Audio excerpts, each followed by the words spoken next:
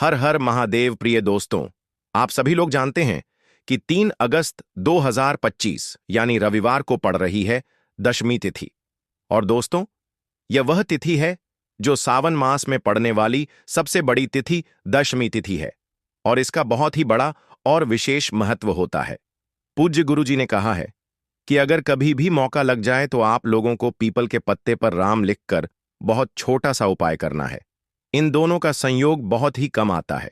इसी के साथ में गुरु जी ने अपनी शिव पुराण कथा में बताया है कि इस दिन आपको एक पीपल के पत्ते पर राम वाला उपाय तो आपको अवश्य ही करना चाहिए, क्योंकि ऐसा दिन पूरे साल में सिर्फ एक ही बार आता है।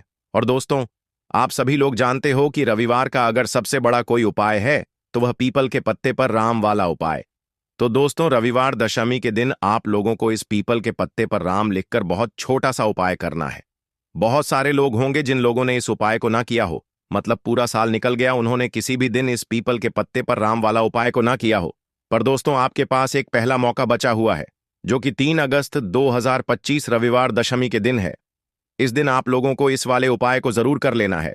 भले ही आपने पूरे महीने भर इस उपाय को ना किया हो, पर अगर आपने इस सावन महीने के रविवार दशमी के दिन अगर इस वाले उपाय को कर लिया तो आपको इस उपाय को करने का वह फल मिलेगा जिसकी आपने कभी कल्पना भी नहीं करी होगी। इसीलिए आप लोग इस वाले उपाय को एक बार जरूर कर लेना है, ताकि आप लोगों के हाथ से यह मौका ना जा सके और आपको इस उपाय को करने का फल मिल सके।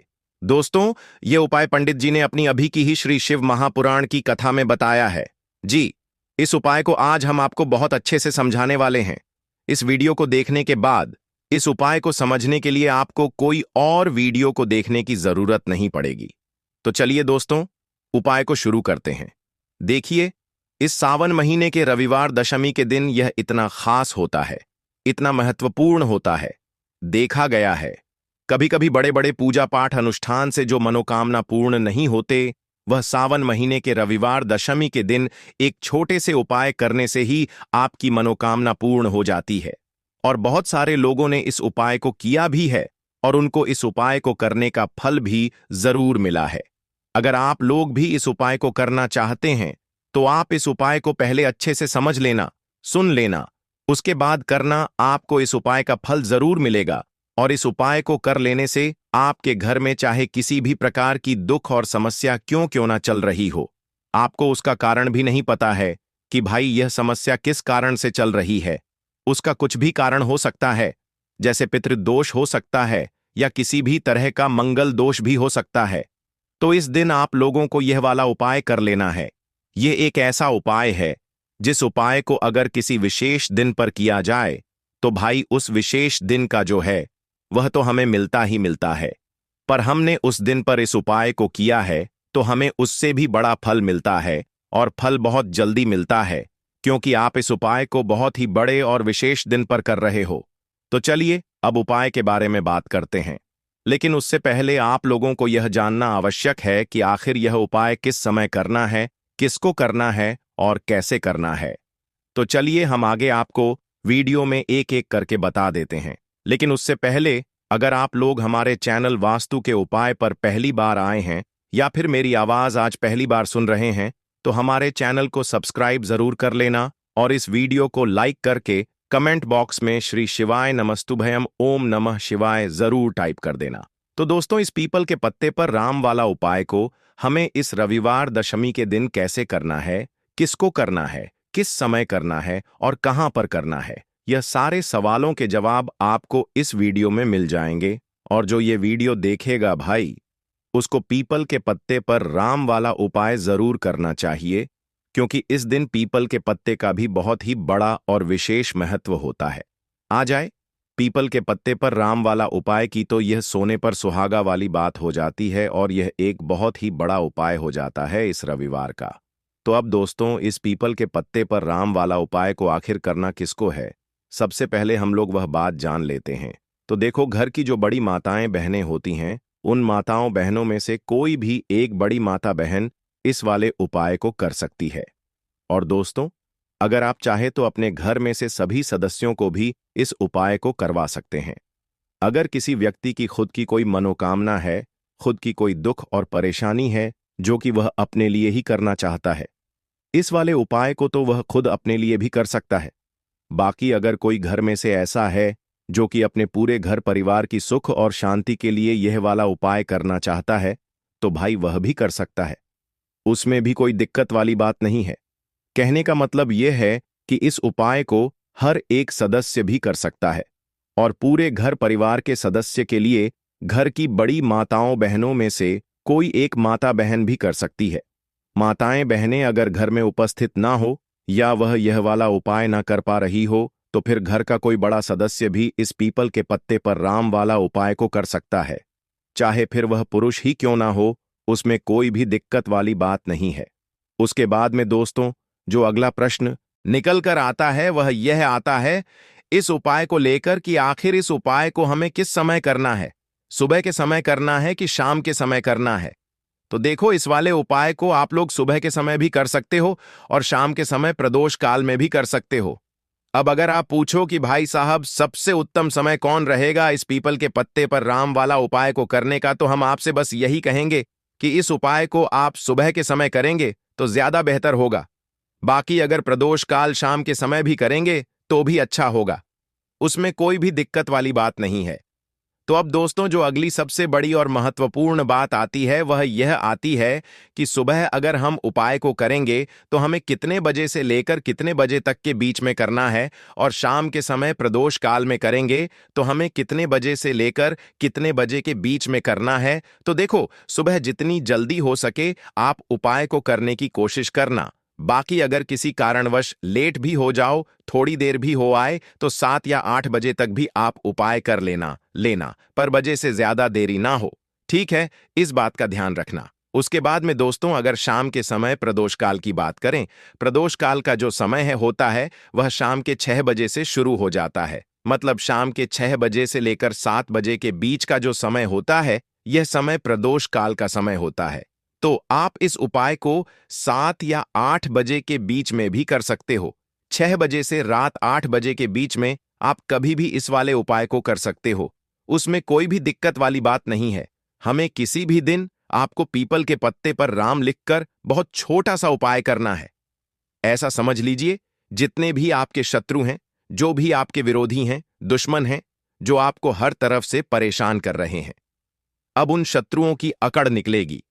शत्रु का किया कराया भी तुरंत हट जाएगा जब रविवार में आप इस छोटे से उपाय को करेंगे। तो देखिए, आज की वीडियो विशेषकर उन लोगों के लिए ही है जो अपने जीवन में शत्रुओं से और दुश्मन से बहुत ज्यादा परेशान हो चुके हैं। देखिए, जगत जननी मां जगदंबा का हम रविवार में पूजन करते हैं और उनसे जुड़े हुए उपाय करते हैं। साथ ही साथ आपको बता दें कि रविवार में संकट मोचन हनुमान जी का पूजन करने से और उनसे जुड़े हुए कुछ उपाय करने से जीवन के बड़े से बड़े कष्ट भी क्षण भर में दूर हो जाते हैं। तब बहुत कम समय में आपके शत्रु और आपके विरोधी आपके जीवन से दूर हो जाएंगे। आपके दुश्मन लाख कोशिश करने के बाद भी आपका बाल भी बांका नहीं कर पाएंगे, अगर आप रविवार में इस छोटे से उपाय को कर लेते हैं। अब देखिए, आज का जो समय है यह कलयुग का समय है और कलयुग के एकमात्र देवता जो अपने भक्तों के जीवन से सारे कष्टों को दूर कर देते हैं वह स्वयं हैं संकट मोचन हनुमान जी। और संकट मोचन हनुमान जी का पूजन अगर आप रविवार में करते हैं और उनसे जुड़ा हुआ यह छोटा सा उपाय अगर आप रविवार में किसी भी दिन कर लेते हैं, तो ऐसा समझ लीजिए आपके जो शत्रु हैं, आपके जो विरोधी, आपके जो दुश्मन हैं, ये किसी भी तरह से आपको परेशान करने का प्रयास कर लें, आपका बाल भी बांका नहीं कर पाएंगे। दूसरी चीज, अगर आपके शत्रु ने आपके ऊपर कोई भी तंत्र मंत्र करवा रखा है, कोई भी जादू टोना, कोई भी ब्लैक मैजिक आपके ऊपर करवा दिया है या करवाने का प्रयास कर रहे हैं, ऐसा समझ लीजिए वह किया कराया आप तक पहुंचेगा ही नहीं। और अगर आप तक पहुंच गया है, कोई भी ब्लैक मैजिक तुरंत हट जाएगा जब आप इस छोटे से उपाय को रविवार में करेंगे। देखिए, उपाय छोटा है लेकिन बहुत महादिव्य चमत्कारी है। मतलब उपाय को करने में ना तो आपका ज्यादा समय जाएगा, ना ही इसमें आपके ज्यादा पैसे लगने वाले हैं।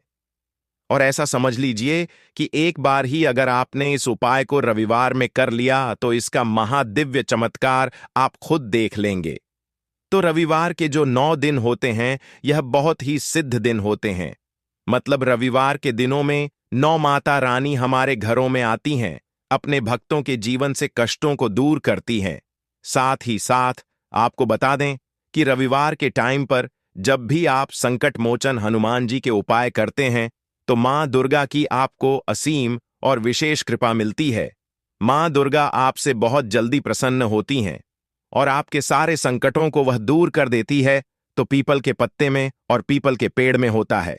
देवी देवताओं का वास पीपल के पेड़ में श्री हरि विष्णु साक्षात मां लक्ष्मी वास करती हैं। पीपल के देव में हमारे पितरों का वास होता है। पीपल का जो पेड़ होता है इसका पूजन करने से शनिदेव की कृपा उनका आशीर्वाद मिलता है। और पीपल का पत्ता जो है इसका उपाय रविवार में करने से व्यक्ति के जीवन से बड़े संकट और कष्ट दूर हो जाते हैं, जिसमें कि शत्रु और आपके दुश्मन जो हैं यह पूरी तरह परास्त हो जाएंगे, चारों खाने चित हो जाएंगे और कभी भी आपका कुछ नहीं बिगाड़ पाएंगे। अगर यह उपाय आप करते हैं तो देखिए, यह उपाय स्त्रियां भी कर सकती हैं, पुरुष भी कर सकते हैं। किसी भी दिन आप इस उपाय को कर सकते हैं, ठीक है ना। इसमें दिन आपको नहीं देखना है कि किस दिन करें, जिस दिन आप चाहा उस दिन इस उपाय को आप कर सकते हैं। तो रविवार दशमी के दिन आपको पीपल का पत्ता तोड़ना नहीं है, उससे एक दिन पहले ही तोड़कर आप पीपल का पत्ता ले आ या गिरा हुआ जो पत्ता होता है पीपल का वह आप ले लें, ठीक है ना। बस इस चीज का आपको ध्यान रखना है कि रविवार दशमी के दिन पीपल के पेड़ से कोई भी पत्ता हम नहीं तोड़ते हैं। इस चीज का आपको विशेष ध्यान रखना है। तो आपको लेना है पीपल का एक पत्ता और शुद्ध जल से उसे साफ कर लेंगे पहले, जिससे कि धूल मिट्टी अगर पीपल के पत्ते पर हो तो वह हट जाए। फिर गंगा जल का थोड़ा सा छिड़काव यानी थोड़ी सी छींटे आपको इस पीपल के पत्ते पर मारनी है और इस पीपल के पत्ते को फिर कपड़े से पोंछकर आपको साफ कर लेना है, बिल्कुल सुखा लेना है। अब आपको लेना है थोड़ा सा सिंदूर, जो केसरिया वाला सिंदूर आता है जो हम संकट मोचन हनुमान जी को चढ़ाते हैं, वह केसरिया सिंदूर आपको लेना है। थोड़ा सा जल डाल के इसे गीला कर लेंगे और इसी सिंदूर से इस पीपल के पत्ते पर आपको भगवान राम का नाम लिखना है। अब किससे लिखेंगे? माचिस की तीली ले सकते हैं, उससे लिख सकते हैं। किसी भी तरह से आपको भगवान राम का नाम इस पीपल के पत्ते पर लिखना है। लिख लिया। एक आपको चमेली के तेल का या सरसों के तेल का दीपक तैयार करना है और एक कोई भी आपको लेनी है मिठाई में। यहां पर आप बूंदी का प्रसाद ले सकते हैं, बेसन का लड्डू ले सकते हैं और अगर आप इमरती ले लेते हैं तो यह और भी उत्तम है। देखिए, इमरती का जो भोग होता है यह संकट मोचन हनुमान जी को बहुत ज्यादा प्रिय है। अब यह सारी चीजें लेकर आपको जाना है संकट मोचन हनुमान जी के मंदिर में। तो देखिए, सबसे पहले आपको संकट मोचन हनुमान जी के सामने यह दीप प्रज्वलित करना है जो आप लेकर के गए हैं।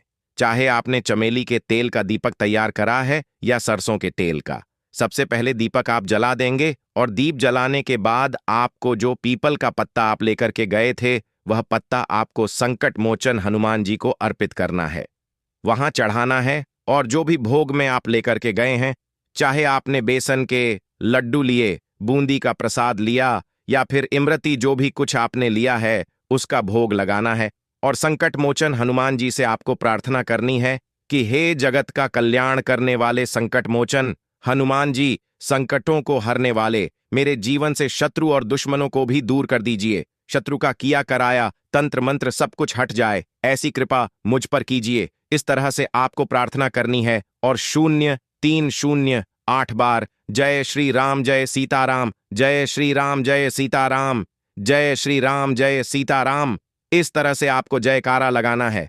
क्योंकि भगवान राम का नाम संकट मोचन हनुमान जी को सबसे ज्यादा प्रिय है, तो जयकारा लगा देंगे। और देखिए, अगर एक बार हनुमान चालीसा पढ़ पाए तो आप एक बार हनुमान चालीसा ऐसा जरूर पढ़ें, ठीक है ना। ज्यादा बार नहीं तो एक बार जरूर पढ़ें। जयकारा तो आपको बिल्कुल से लगाना है और इस छोटे से उपाय को किसी भी दिन कर लीजिए, सुबह कर लीजिए, शाम को कर लीजिए और किसी भी दिन, जैसे रविवार की तिथि जो होती है ना, यह बहुत बड़ी होती है, आप उस दिन भी इस उपाय को कर सकते हैं। जरूर से करें। शत्रुओं और दुश्मन आपके जो विरोधी हैं यह पूरी तरह चारों खानेचित हो जाएंगे और आपका बाल भी वहां का नहीं कर पाएंगे। तो देखिए, इस उपाय को आप 9 दिन भी कर सकते हैं, 2-3 बार भी कर सकते हैं। अगर आप ज्यादा बार नहीं कर पा रहे हैं तो एक बार आपको इस उपाय को जरूर से करना चाहिए। तो देखिए, इस उपाय को करने से जो आपके सामने से शत्रु हैं वह भी परास्त हो जाएंगे।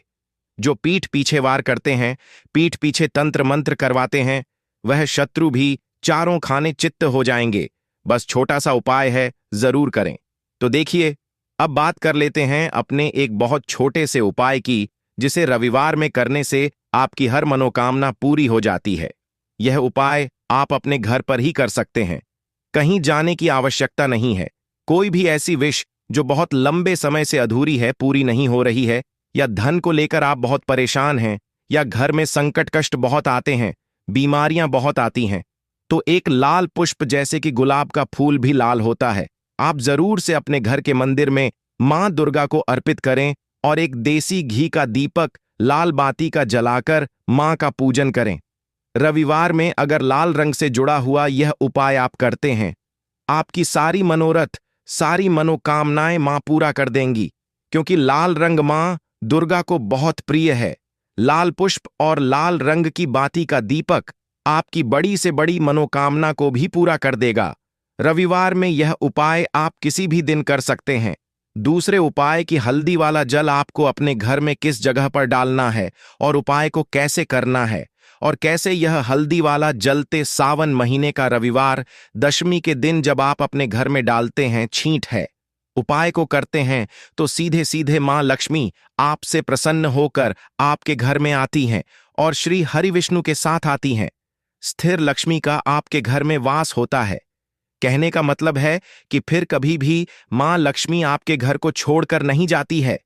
जो लोग कहते हैं कि हमारे घर में धन तो आता है लेकिन चला जाता है, लेकिन फिजूल खर्ची बहुत है। धन तो घर में आता है, लेकिन तिजोरी कभी धन से भरी नहीं रहती है, खाली हो जाती है। तो 90 पर लोग ऐसे होते हैं जिनके जीवन में यह समस्या होती है कि हमारे घर में स्थिर लक्ष्मी का वास नहीं है।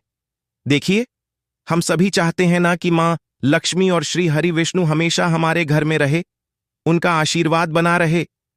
हम हमारे जीवन के जितने भी दुख हैं उनका सामना जो है बहुत आसानी से कर सके। देखिए, जब व्यक्ति के पास पैसा नहीं होता है ना, तो वह बहुत सारे कष्ट दुख उसके जीवन में जब आते हैं उनका सामना भी नहीं कर पाता है, और जब उसका आर्थिक पक्ष मजबूत होता है तो बहुत सारी समस्याएं उसे अपने जीवन में जो आती हैं वह छोटी लगती है दोस्तों।